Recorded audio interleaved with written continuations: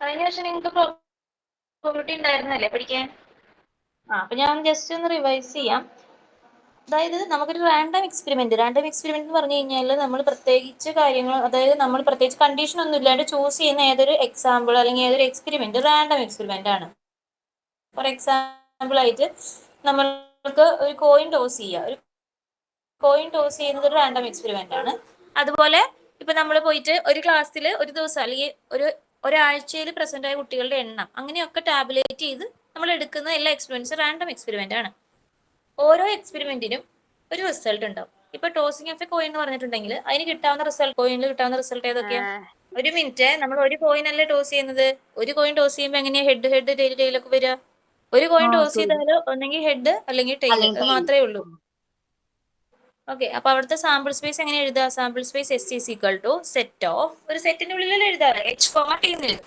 Okay, രണ്ട് coin choose ചെയ്താലോ? രണ്ട് കോയിൻ ആകുമ്പോൾ എങ്ങനെ വരും? Sample space H H T T H T T H അല്ലേ? അങ്ങനെ മൂന്ന് കോയിൻ, അങ്ങനെ എത്ര കോയിൻ ആയാലും സാമ്പിൾ സ്പേസ് എഴുതാൻ അറിയാലോ. ടോസിംഗ് ഓഫ് എ ഡൈയുടെ സാമ്പിൾ, ഡൈ ടോസ് ചെയ്ത ഏതൊക്കെ വരും? ഡൈ എന്ന് പറഞ്ഞാൽ അറിയില്ലേ, സ്നേക്ക് എല്ലായിടത്ത് കളിക്കുമ്പോൾ ഉപയോഗിക്കുന്നത് ഡൈസ്. ഓക്കെ, അപ്പൊ നമുക്ക് ക്വസ്റ്റ്യൻ എഴുതാം. ഫസ്റ്റ് തന്നെ ക്വസ്റ്റ്യൻ എഴുതുക. പ്രോബിലിറ്റി ഹെഡിങ് എടുത്ത ശേഷം എഴുതുക. പ്രോബിലിറ്റി ഹെഡിങ് എടുത്തതിന് ശേഷം എഴുതുക consider tossing of 3 coins. Consider tossing of 3 coins. Sample space S equal to, S എടുത്ത് എഴുതിക്കോളൂ കേട്ടോ. ഓക്കെ, അടുത്തത് let E be the event എന്ന് പറഞ്ഞിട്ട്, let E be the event at least 2 heads appear. Let E be the event. At least 2 heads appear. എടുത്തെഴുതാം. കിട്ടിയില്ലേ? സംശയം എന്തെങ്കിലും ഉണ്ടോ? ഇ എഫ് എങ്ങനെ എടുത്തെഴുതുന്ന മനസ്സിലായോ? സാമ്പിൾ സ്പേസിൽ നിന്ന് വേണം എടുത്തെഴുതാം കേട്ടോ. സാമ്പിൾ വരുന്ന എടുത്തെഴുതാം. മനസ്സിലായോ? എഴുതാൻ മനസ്സിലായോ? 4/8 എന്ന് പറഞ്ഞാൽ ചെറുതാക്കുമ്പോ എത്ര വരും? 1/2 വരില്ലേ?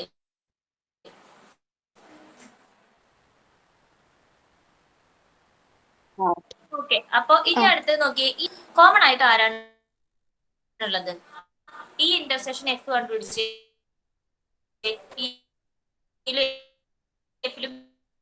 കോമൺ ആയിട്ട് ആരാളുള്ളത്? Probability of T H H എത്രയാ? 1/8. അപ്പൊ ക്ലിയർ ആയില്ലേ? ഇത്രയും ക്ലിയർ ആയില്ലേ? കണ്ടീഷണൽ പ്രോബിലിറ്റി ഹെഡിങ് എടുത്തില്ലേ? എന്നിട്ട് ഇത് കൊടുക്കുക, എഫ് എന്നാണ്. Probability of E given F equal to, E given F എങ്ങനെ കണ്ടുപിടിക്കും?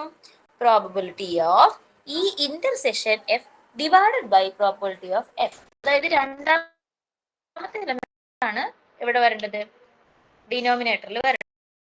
രണ്ടാമത്തെ എലമെന്റ് വേണം, രണ്ടാമത്തെ ഇവന്റ് വേണം ഡിനോമിനേറ്ററിൽ വരാനായിട്ട്. അതിനുശേഷം രണ്ടാമത്തെ ഇവന്റിന്റെ വേണം, പ്രോബിലിറ്റി വേണം ഡിനോമിനേറ്ററിൽ വരാനായിട്ട്. മനസ്സിലായോ? ബോക്സിൽ ഇട്ടിരിക്കുകയാണ്. If it is known that the number on the drawn card is more than 3, നമ്മൾ എടുത്ത് തുറന്നു നോക്കിയപ്പോൾ അതിലെ നമ്പർ 3-ൽ കൂടുതലാണെങ്കിൽ ആണെന്നിരിക്കട്ടെ, അങ്ങനെയാണെങ്കിൽ what is the probability that it is an even number? അപ്പൊ 3-ൽ കൂടുതലാണെങ്കിൽ അതൊരു ഈവൻ നമ്പർ ആവാനുള്ള സാധ്യതയാണ് നമ്മളോട് ചോദിച്ചത്. അപ്പൊ ആദ്യം സാമ്പിൾ സ്പേസ് എഴുതുക. സാമ്പിൾ സ്പേസ് എന്ന് പറഞ്ഞു കഴിഞ്ഞാൽ 1 മുതൽ 10 വരെ നമ്പേഴ്സ് ഒരു ബോക്സിൽ ഇട്ടു, അതിൽ നിന്ന് ഒരു നമ്പർ എടുത്തു. ആ നമ്പർ എത്രയാണ്? അതായത് സാമ്പിൾ സ്പേസിൽ ഏതൊക്കെ വരും? 1 തൊട്ട് 10 വരെ വരും അല്ലേ? എന്നിട്ട് ചോദ്യം എന്താ? ചോദ്യം അതല്ലേ, what is the probability it is an even number. അപ്പോ ഫസ്റ്റത്തെ നിങ്ങൾക്ക് ഇയോ എഫോ അല്ലെങ്കിൽ എയോ ബിയോ കൊടുക്കാം. എയോ ബിയോ കൊടുക്കുമ്പോൾ എ എന്ന് പറഞ്ഞ ക്വസ്റ്റ്യൻ എഴുതണ്ടേ, ആദ്യത്തെ ക്വസ്റ്റ്യൻ എഴുതണ്ടേ. അതായത് A equal to it is an even number ആണ്. ഈവൻ നമ്പർ എന്ന് വെച്ചാൽ ഈ 1 to 10 ഈവൻ നമ്പർ വരുന്ന ഏതൊക്കെയാ? എ ആയിട്ട് കൊടുക്കണ്ടേ? 2, 4, 6, 8, 10 അല്ലേ?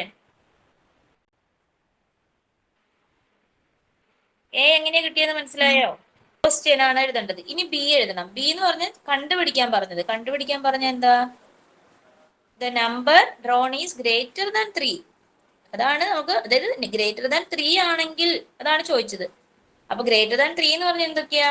4, 5, 6, 7, 8, 9, 10. അപ്പൊ എയും ബി എങ്ങനെ എഴുതിയെന്ന് മനസ്സിലായോ? ബാക്കി നിങ്ങൾക്ക് ചെയ്തൂടെ? Probability of A, probability of B, probability of A intersection B നിങ്ങൾക്ക് കണ്ടുപിടിച്ചൂടെ? ഇനി എ ഇന്റർസെക്ഷൻ ബി എഴുതണം. എ ഇന്റർസെക്ഷൻ ബി എഴുതിയിട്ട് വേണം ഈ പ്രോബിലിറ്റി കണ്ടുപിടിക്കാൻ കേട്ടോ. ആൻസർ എത്ര കിട്ടി? എ ഗിവൺ ബി കിട്ടിയത് 4/7 ആണ് കിട്ടിയത്. ഡൗട്ട് ഒന്നും ഇല്ലല്ലോ? ഓക്കെ, അപ്പൊ ഈ സെക്ഷൻ അത് മതി, ഇത്രയും ക്വസ്റ്റ്യൻ മതി. ഇനി നിങ്ങൾക്ക് ഇതിന് ഏത് ക്വസ്റ്റ്യൻ ചോദിച്ചാലും ചെയ്തൂടെ? ഓക്കെ, എക്സസൈസിലെ ഒരു ക്വസ്റ്റ്യൻ ചെയ്യിപ്പിക്കാം. തേർഡ് ക്വസ്റ്റ്യൻ ചെയ്തോ. തേർഡ് ക്വസ്റ്റ്യൻ 3 കാര്യങ്ങൾ കണ്ടുപിടിക്കാനുണ്ട്. കുറച്ച് കാര്യം തന്നിട്ടുണ്ട്, അതിൽ 3 സബ് ക്വസ്റ്റ്യൻ ഉണ്ട്. അത് 3ഉം ചെയ്യാം. എ ഇന്റർസെക്ഷൻ ബി കാണാം, എ ഗിവൺ ബി കാണാം, എ യൂണിയൻ ബി കാണാം. എല്ലാ കാര്യങ്ങളും തന്നിട്ടുണ്ട്, സബ്സ്റ്റിറ്റ്യൂട്ട് ചെയ്താൽ മാത്രം മതി കേട്ടോ. തേർഡ് ക്വസ്റ്റ്യൻ വേഗം ചെയ്തോളൂ. ഒരു കാര്യമുണ്ട്, കഴിഞ്ഞ വർഷം ഒരു കാര്യം പഠിച്ചിട്ടുണ്ട്, P of A into P of B എന്ന് പറഞ്ഞാൽ P of A intersection B അല്ലേ? നിക്ക് ഒരു കാര്യം നോക്കിയേ, P of B intersection A തന്നിട്ടില്ലേ അവിടെ? B intersection A, B intersection A തന്നു കഴിഞ്ഞാല് പിയുടെ ഇക്വേഷൻ എന്താ? P of B intersection A by P of A അല്ലേ? അപ്പൊ 0.4 equal to A intersection B by P of A തന്നിട്ടില്ലേ? അപ്പൊ അതിന് ഇന്റർസെക്ഷൻ കണ്ടുപിടിച്ചൂടെ? ഗിവൺ എ എന്ന് പറഞ്ഞാൽ P of B intersection A by P of A ആണ്. ഇതിൽ ബി ഗിവൺ എ 0.4 ആണ്. ബി ഇന്റർസെക്ഷൻ അറിയില്ല. പി ഓഫ് എ എത്ര വന്നിരിക്കുന്നത്? 0.8.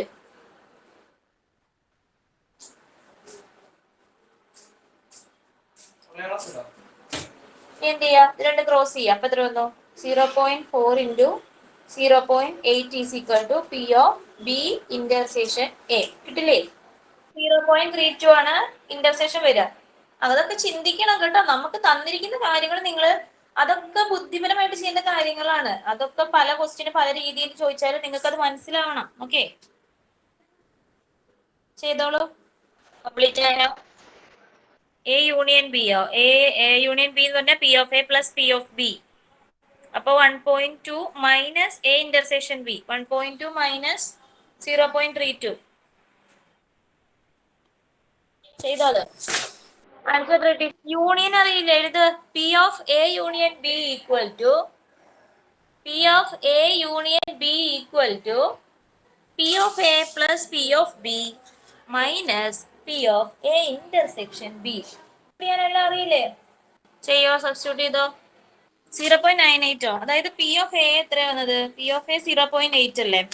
പി ഓഫ് ബി എന്ന് പറഞ്ഞാൽ 0.5 അല്ലേ? അപ്പൊ 1.3 വന്നു അല്ലേ? Okay, then minus 0.32. 0.98 ആണ് കേട്ടോ. ഓക്കെ അല്ലേ? അടുത്ത ഫോർത്ത് ക്വസ്റ്റ്യൻ അറ്റൻഡ് ചെയ്യൂ. Fourth one, evaluate P of A union B. ഇപ്പൊ ചെയ്ത പോലെ എ യൂണിയൻ ബി കണ്ടുപിടിക്കണം. തന്നിട്ടുള്ളത് 2 of A equal to P of B. അതായത് പി ഓഫ് ബി 5/13 ആണ്, 2 ഓഫ് എ ആണ് 5/13. അതിൽ നിങ്ങൾ പി ഓഫ് എ കണ്ടുപിടിക്കണം. 2 ഓഫ് എ ആണ് 5/13. അതിന് പി ഓഫ് എ കാണാം. പി ഓഫ് എ കാണാന്ന് പറഞ്ഞാൽ 5/13 2 വെച്ചിട്ട് ഡിവൈഡ് ചെയ്യാം. പിന്നെ എ ഗിവൺ ബി തന്നിട്ടുണ്ട്. എന്നിട്ട് നിങ്ങൾ എന്ത് കാണാം? എ യൂണിയൻ ബി കാണാം. മനസ്സിലായോ? കാരണം അവിടെ ഇൻറ്റു 2 അല്ലേ ചെയ്തിരിക്കുന്നത്. അപ്പൊ നിങ്ങൾ ബൈ 2 ചെയ്യണം. ബൈ 2 ചെയ്യുമ്പോൾ എന്ത് വരും? 5/13 ബൈ 2 ചെയ്യുമ്പോൾ റെസിപ്രോക്കലായിട്ട് മൾട്ടിപ്ലൈ ചെയ്തേ. ഈ ക്വസ്റ്റ്യൻ ചെയ്തതിന് ശേഷം ക്ലാസ്സിന് ശേഷം ഈ 4ാമത്തെ ചോദ്യത്തിന്റെ നിങ്ങൾ ചെയ്തത് എനിക്ക് അയച്ചു തരാം കേട്ടോ. ഗ്രൂപ്പിൽ അയച്ചാൽ മതി. ഇന്നലെ ഞാൻ ഇതുപോലെ ഒരു ക്വസ്റ്റ്യൻ പറഞ്ഞിട്ടുണ്ടായിരുന്നു, അത് നിങ്ങൾ അയച്ചിട്ടില്ല എന്നാണ് എനിക്ക് തോന്നുന്നത്.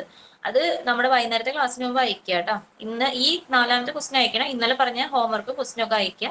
ഇന്നലെ കിട്ടാത്തത് നമ്മുടെ വൈകുന്നേരത്തെ ക്ലാസ്സിൽ ഞാൻ പറഞ്ഞു.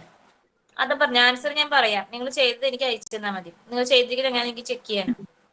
ഓക്കെ, എല്ലാവരും കഴിഞ്ഞില്ലേ?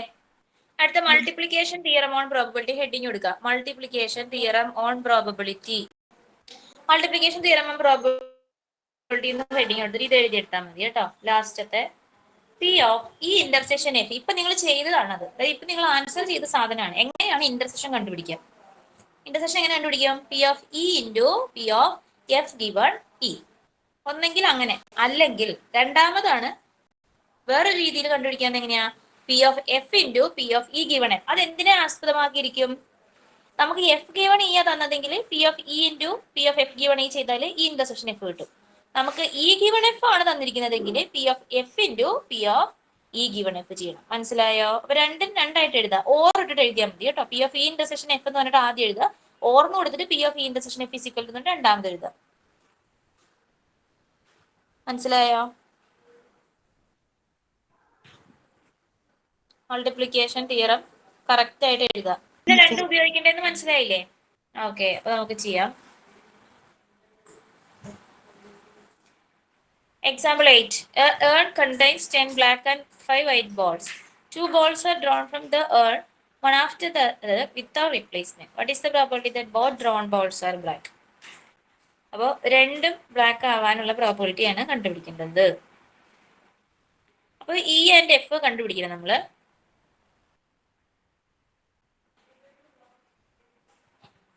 അപ്പോൾ what is the probability that both drawn balls black ആ ചോദിച്ചേ അല്ലേ? What is the probability that both drawn balls are black? രണ്ടും ബ്ലാക്ക് ആവാനുള്ള പ്രോബിലിറ്റി.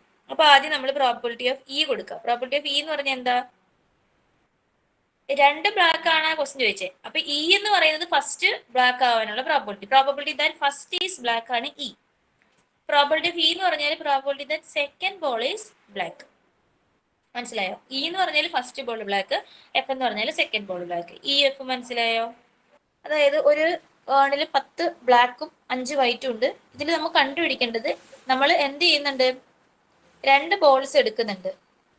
റീപ്ലേസ്മെന്റ് ചെയ്യാതെ 2 ബോൾസ് എടുക്കും. ആദ്യം ഒരു ബോൾ എടുക്കും, ആ ബോൾ കയ്യിൽ പിടിച്ചിട്ട് വേറൊരു ബോളും കൂടി എടുക്കും. അപ്പോൾ 2 ബോളും ബ്ലാക്ക് ആവാനുള്ള പ്രോബിലിറ്റിയാണ് ക്വസ്റ്റ്യൻ. അപ്പൊ നമ്മൾ ഇ എഫ് എഴുതുമ്പോൾ എങ്ങനെ എഴുതണം? ഇ എന്ന് പറഞ്ഞാൽ ഫസ്റ്റ് ബോൾ ബ്ലാക്ക്, എഫ് എന്ന് പറഞ്ഞാൽ സെക്കൻഡ് ബോൾ ബ്ലാക്ക്. മനസ്സിലായോ? അങ്ങനെ കൊടുക്കൂ, അങ്ങനെ അത്ര എഴുതൂ.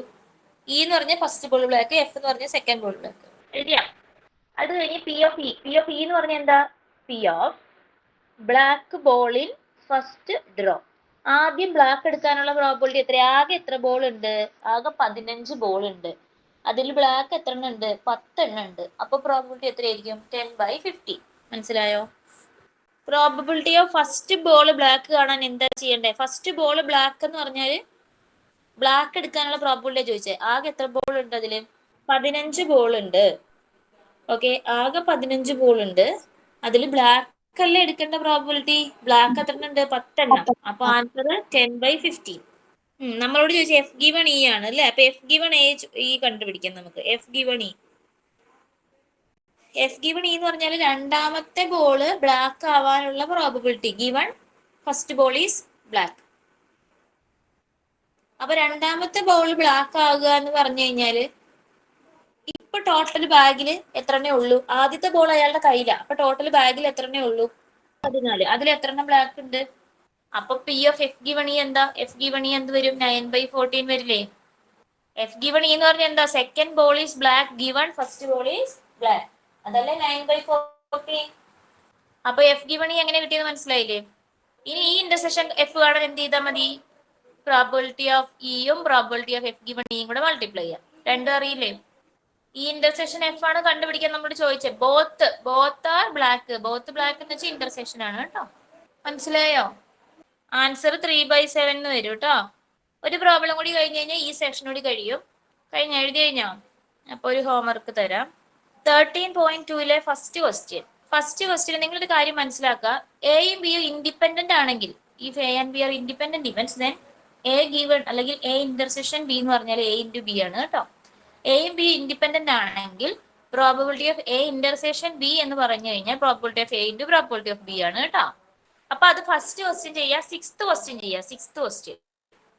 1 6 എഴുതി എടുത്തു. അപ്പൊ ഇൻഡിപെൻഡന്റ് എന്നുള്ള ആ സെക്ഷനും കൂടി കഴിഞ്ഞു. എങ്ങനെ ഇൻഡിപെൻഡന്റ് എന്ന് പറഞ്ഞാൽ if A and B are independent, then എയും ബി ഇൻഡിപെൻഡന്റ് ആണെങ്കിൽ probability of A intersection B equal to probability of A into probability of B. അങ്ങനെയാണ് എഴുതിയിരിക്കുന്നത്. അപ്പൊ ഇവിടെ എന്താ ചെയ്യേണ്ടതെന്ന് മനസ്സിലായല്ലോ? സിക്സ്ത് ക്വസ്റ്റ്യനും അത് തന്നെയാണ്. സിക്സ്ത് ക്വസ്റ്റ്യനും കൂടി എഴുതിയെടുത്തു. ഹോംവർക്ക് ആണ് കേട്ടോ. ഈ 3 സെക്ഷൻ കഴിഞ്ഞു. കണ്ടീഷണൽ പ്രോബിലിറ്റി കഴിഞ്ഞു, മൾട്ടിപ്പിൾ പറഞ്ഞു, ഇപ്പൊ ഇൻഡിപെൻഡന്റും പറഞ്ഞു കേട്ടോ.